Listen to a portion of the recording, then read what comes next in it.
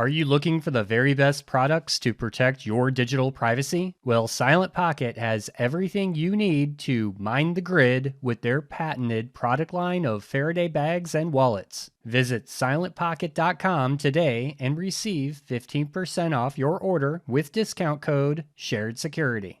Over 90% of individuals show risky behavior in handling potential phishing messages, according to ClickArmor's free CanIBePhished.com self-assessment.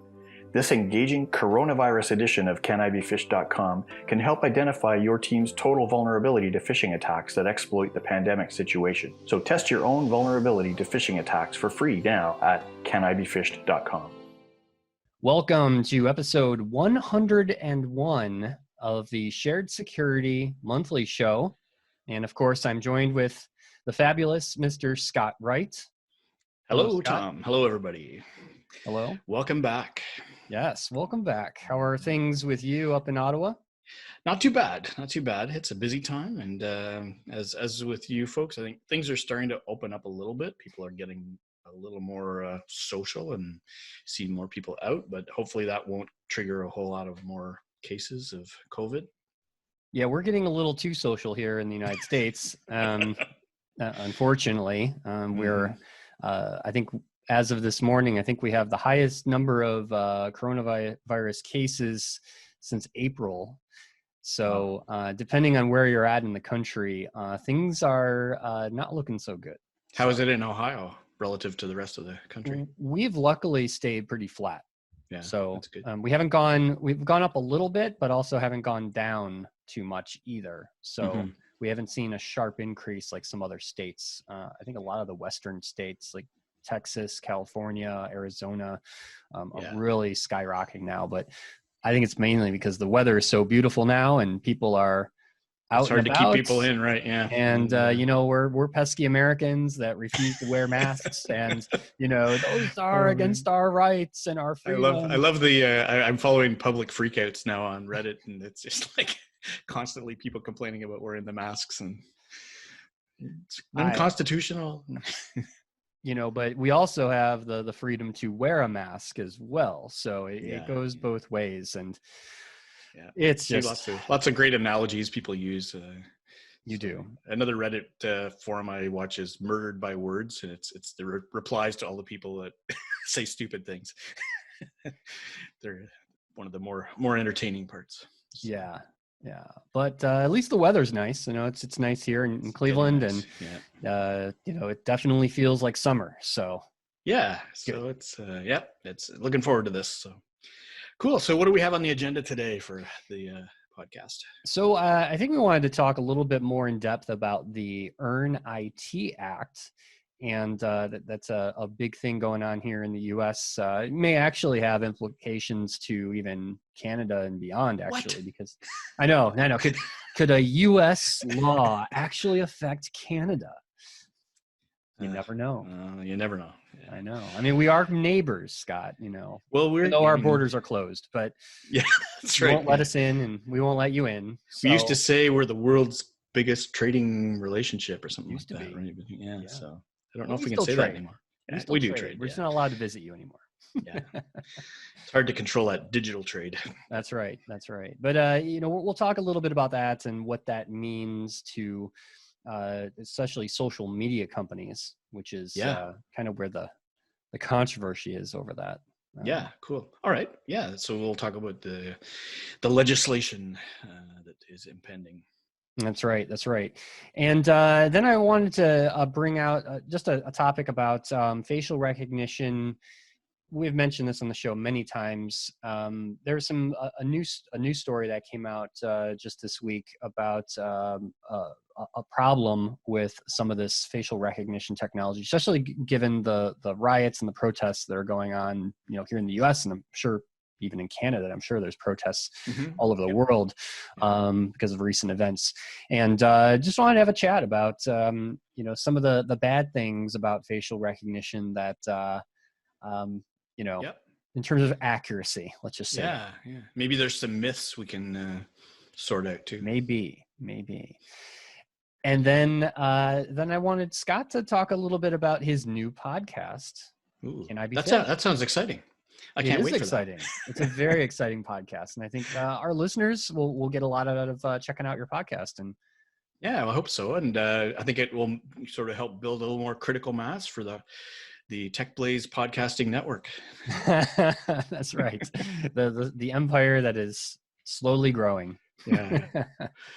No, it's I think hopefully it's a nice compliment to this podcast. I've enjoyed doing this thing with you for 10 years.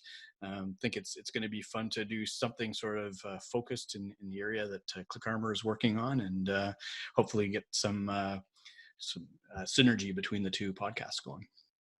I completely agree. Nice. Okay. Well, let's dive into the Earn IT legislation. Yeah, so we've mentioned this on the show. I think a couple weeks ago we had Kevin Johnson on, and we were talking about First I Amendment remember rights. that. Yeah, Do you remember I was that listening episode? to that. Yeah, and it was right around the time that President Trump came out and said, he's being censored by Twitter because of a tweet that he made. I think it was about the mail-in voter fraud or something like that, and they didn't censor him. They basically fact-checked him. Yeah. How there's a little, and they do this on Facebook too, is, to combat kind of fake news and things like that, they'll put, for more information about this topic, visit this site. And I think that's what it was. It wasn't even really a fact check like you'd see on Facebook or something. It was just a suggestion. Just a suggestion, right? And that kind of started a firestorm of something here in the U.S. called Section 230 of the Communications Decency Act, which is part of this Earn IT Act.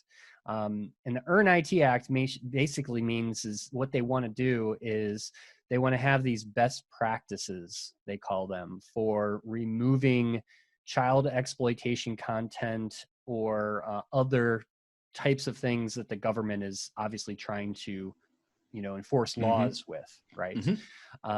So, I mean, obviously, we don't want that type of content on the internet or on these services. It makes sense. Yeah. But Section 230 is actually provides social media companies like Facebook and Twitter, it allows them to not be held liable for the content that their users post. Right. Interesting. Which is very important, right? Yep.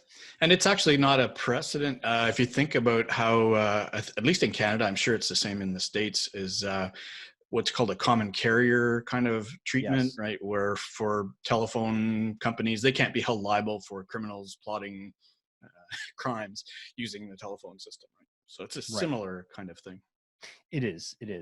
And it's very important that still holds true, because what that means is that, if anybody, if now the companies that carry our communications can be held liable for the things that their users say, it's a total nightmare. And in fact, you could actually think of this as those companies will now have to enforce and actually censor people to comply with the new law if Section 230 goes away. So I was trying not to say the C word, but you went and said it. So I know.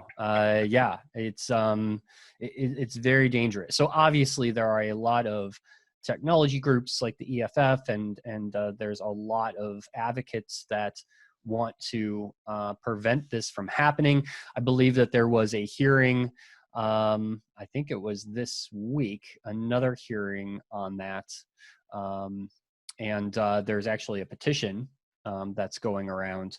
There's been 500,000 signatures, I think, on this petition to prevent the Earn IT Act from happening. And of course, this is all supported by, Bill Barr, the Attorney General here in the U.S., who has a long-standing argument that tech companies should be building in backdoors into their products, like Signal or Facebook Messenger or all these other messengers that people are using, so that the government and law enforcement can have an easy way to decrypt communications for terrorism and all these other things. Yeah. It's interesting because I'm not that familiar with the legislative process in the U.S., although I know that the Congress has to pass something first, right, before the Senate makes it law. So does the Congress, which is I think Democratic majority right now, Do they have the numbers to actually support it? The House of Representatives, yes, is a majority, where in the U.S. Senate, the majority is Republican. So do they not need a majority of the Democrats to actually support this bill, and do they? I don't know. I would foresee that a lot of Democrats would be against this I would bill. have thought so, yeah. But it like all things in U.S. politics, it's complicated. Not so straightforward these days, especially these days that we live in. So interesting. So what do we want to say that could maybe help people decide on whether or not they should sign the petition? How would it impact people? Well, I think it impacts the things that you would want to say on a social network, for one. I think we should all have the freedom to say what we want, whether or not people agree with it or not, whether or not it's factual, right? Mm-hmm. Those are some, I'd say, freedom of speech and other rights that we inherently should have. And the tech companies should not be held liable for what people say. Yeah. True. And another sort of aspect of the bill itself I saw some discussion on was encryption, right? So, the encryption backdoor issue, which I know I've listened to you and Kevin debate that there's no such thing as a backdoor that only works for the good guys. Correct. So, but the bill itself doesn't actually mention encryption. I thought that was interesting. How does that then cause a threat? Well, it's because it can lead to things like that, right? Once we start removing protections, once we start removing, the ability to keep social networks and other tech companies, their liability goes away, right? It can set a precedence. And the administration currently in power have all said that there should be encryption backdoors in products and in services. So it's just one more door that's opening towards that goal. Interesting. So if the bill passes, it doesn't mean that automatically apps like Signal have to change how they're built or stop operating in the US, but it could, if, for example, the current leadership won the election in November, they could potentially bring that in at a later time, right? Right. And there's already talk that, this would never, especially the Section 230 piece of, that President Trump right now is trying to challenge, that wouldn't pass like a court, right? Even if there were, laws that were passed to remove that, there is the possibility, like we've seen before with other things in that administration, that courts have challenged it and it doesn't actually happen. Yeah. It sort of brings back a more fundamental thing. I think I've probably mentioned it more than once in past episodes, and that is, the issue of privacy isn't all about just hiding stuff, right? It's about control of your personal information and the things that you say, and making sure that, they can't be abused in the future, even though you can't foresee how that might happen.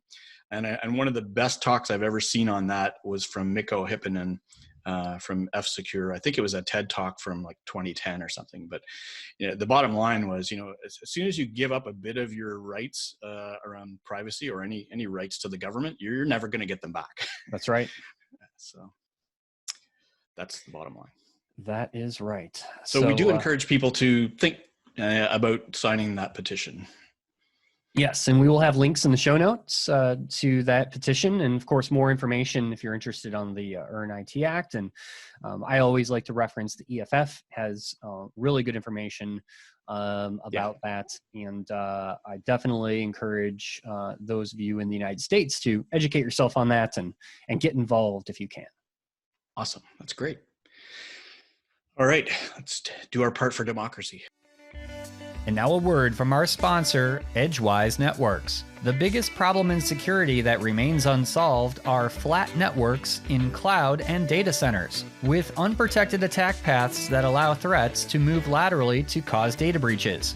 But microsegmentation using network addresses is complicated and takes too much time. But there's a better approach: Edgewise Zero Trust Auto Segmentation. Edgewise is impossibly simple microsegmentation, delivering results immediately with a security outcome that's provable. At the core of Edgewise Auto Segmentation is Zero Trust Identity, which allows workloads to communicate only after their software identity has been verified. Malicious or unimproved software is no longer allowed to communicate. Identity-based protection provides more coverage with fewer policies to make Edgewise simple to deploy and manage. No changes to the application or network are required. One solution protects virtual machines and containers in the cloud and on-premises. To stop lateral threat movement and prevent breaches, visit edgewise.net for a demo and to see results within minutes. Facial recognition. Oh, I just see more and more stories of facial recognition fail, I like to call it. Yeah. Especially in these days when we have protests, and I think the use of that technology is becoming more popular with governments and, of course, law enforcement, especially in these days. So I found it interesting that there was a story about a facial recognition match in the city of Detroit recently, where the ACLU has filed a complaint against the police department there on a wrongful arrest of a gentleman that was incorrectly matched through the security footage from this facial recognition camera to his driver's license, making him a suspect. And the ACLU argues that this system, quote, can't tell Black people apart, which is a big problem. And the accuracy of this technology.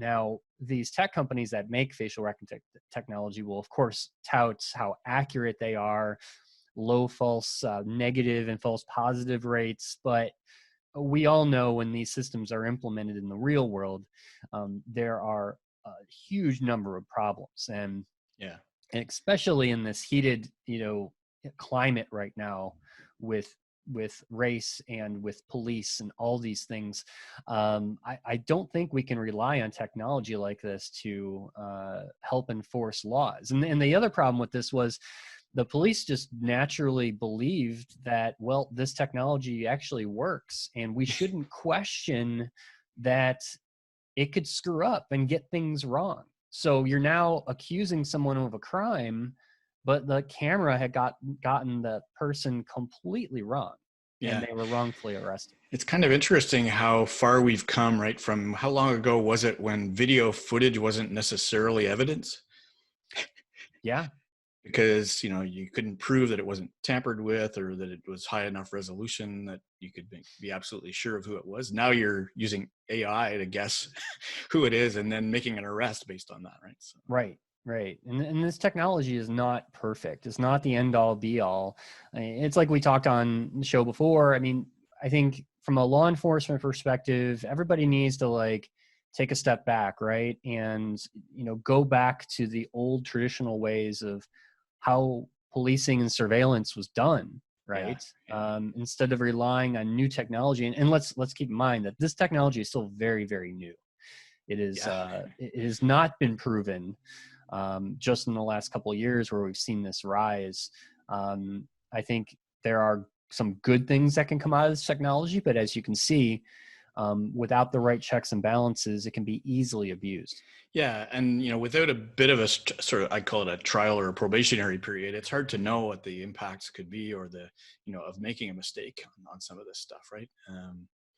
I think it's kind of funny too, though, to think that I can't remember how long ago it was, a year or two ago, when Facebook or someone was claiming they had the ability, even with masks, to be able to detect people. And that was way before COVID, right?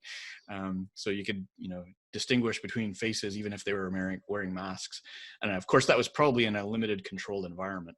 But you almost think, would the government be holding that over Facebook to say, if you don't comply with their IT, we're not going to, let you Right. use that technology, right? So, Yeah. And so this is actually, according to the ACLU, this is the first known wrongful arrest in the U.S.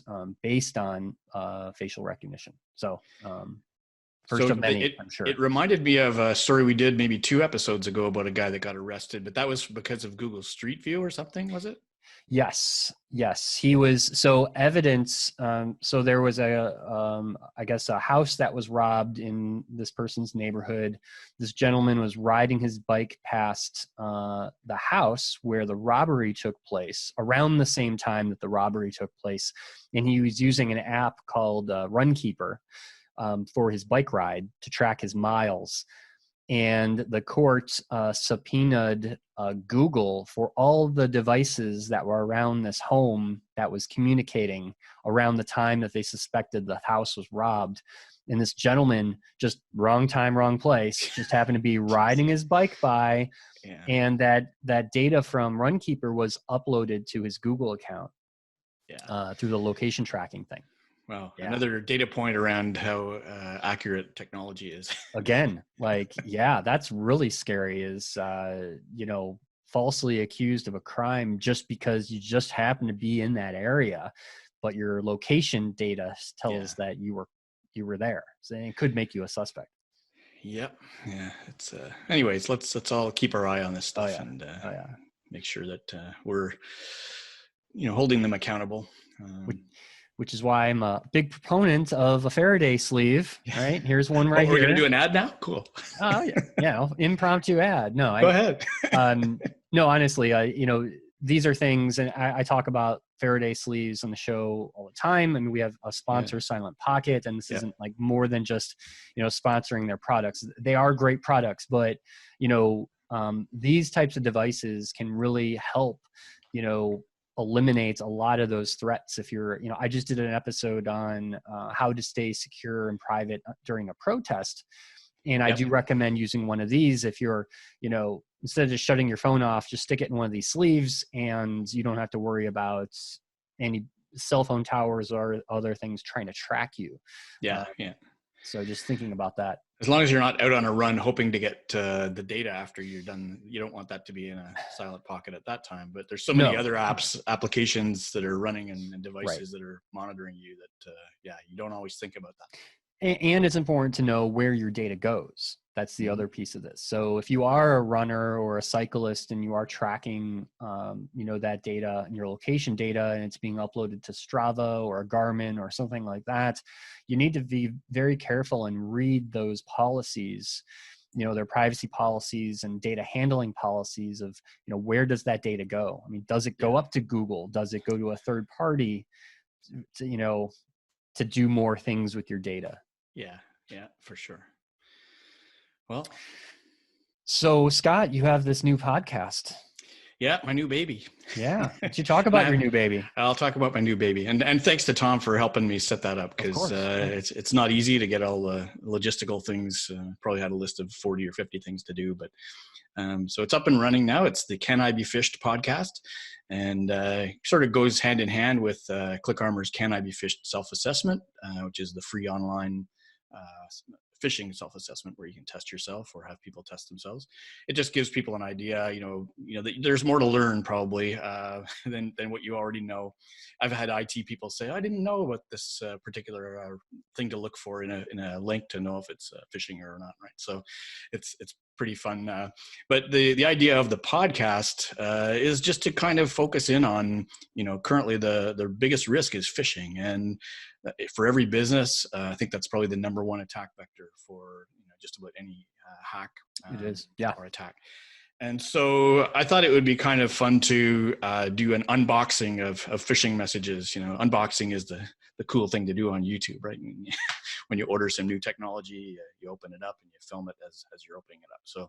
So I do the same idea. I open up a phishing email that I've received or that somebody has sent me, and I sort of use my little rules for how I analyze the sender information and the links in the body. And so we go through that, and every every message is different, and there are different things to look for. And sometimes I have to turn to Tom and say, "Geez, Tom, I know this is fake, but how do we figure it out?" So yeah, there's some deeper, more advanced ones that we'll look at later on. But in fact, I'm recording another podcast very shortly with a fun guy that's it's going to be interesting to get his. I know he's got a great story about a phishing attack that led to an advanced persistent threat. So that'll be on our next episode. But it's first of all, I want to always cover unboxing of a phishing message in each episode, but I also want to have guests, and so far it's been I've been fortunate to have a number of people who have stepped up and said, yeah, I'll be willing to talk on the air. And so it'll be interesting to see the range of people we can get different perspectives on not only phishing but general security awareness, which is what ClickArmor is all about, trying to build what we call the cyber herd immunity, which is getting everybody in the business actively defending. And that really only happens if you can get people engaged. And a lot of times people don't think security is part of their job. In fact, I just wrote a blog post about, I heard that phrase so many times lately, security is everybody's business, and it is true, but it's hard to get people to realize that. So we try and make it more fun. And so I think the podcast will sort of reinforce our message and maybe build a bit of a community. I'd love to get people, to listen and maybe come up with ideas, send examples of phishing messages that you've seen that maybe you don't know, or maybe you think, hey, this is pretty clever, that everybody should learn about this. And I'd be happy to address it in one of the episodes. So yeah, we're going to do at least once a month, perhaps more often, but we'll see how we can get a cadence going and that. Nice. So what I'm hearing you say is send phishing emails to Scott. That's right. Yeah. Actually, I should, right after this, I should have done it before, but I'll set up a little alias, phishing@clickarmor.ca, right? And you can just forward anything that seems suspicious to that. There you go. I'll have a look at it. Just don't get compromised, Scott. Well, you know me. Careful. I'm a careful Canadian, right? So. That's right. Yes. But yeah, thanks for letting me pitch that. Of course. I really love to get people's views and opinions on it. Yeah, and I actually don't see I don't think there's any podcasts at all out there about phishing specifically. I mean, of course, many security podcasts cover phishing here and there, or, what have you, but I think it's really good to have an educational podcast like yours that's focused on phishing threats. And I love the analysis piece. I think that's great, of like, let's tear apart a real world fish. Yeah. And they're pretty clever sometimes. They are. So, we don't want to make it too complex. We don't want people to have to spend 10 minutes figuring out if a message is fake or not. And that's why sort of the checklist I use is more of here's an easy way to discard the simplest ones. And if you can't tell at the end of that checklist, then it's probably still suspicious and you might want to get help, or else just ignore it. Right. If somebody really wants to get a hold of you, they'll send another email, right? Exactly. So yeah, thanks for supporting that, Tom. And it'll be lots of fun to see how that goes. Absolutely. Yep. And we'll have links in the show notes to where you can download the podcast. I think it's now being populated across all the podcast apps now. And yeah, it's on YouTube. Obviously, it's a visual medium, right? Trying to show someone where to go to look for the links and things like that. But it is also available on iTunes and Spotify, I believe. Just finalizing the feeds right now. But I do enough description of what I'm looking at so that if you can only listen to it on audio, I think it's still valuable. Agreed. Yeah, especially the interviews. Yeah. The first interview was actually with Adam Crate, who is a VP at a local managed service provider, and he had some really good insights into how COVID-19 has affected the small business clients of theirs, and also the challenges it's presented to the MSPs themselves. So it's worth a view, I think. Very nice. All right. Well, with that, we will adjourn. Absolutely. And hopefully there's no news for next time, but we know there will be. We've been doing this for 10 years, Scott. There's always news. There's never no news. That's right. All right. Well, thanks everybody for joining us, and we'll see you next time. All right. Take care, everyone.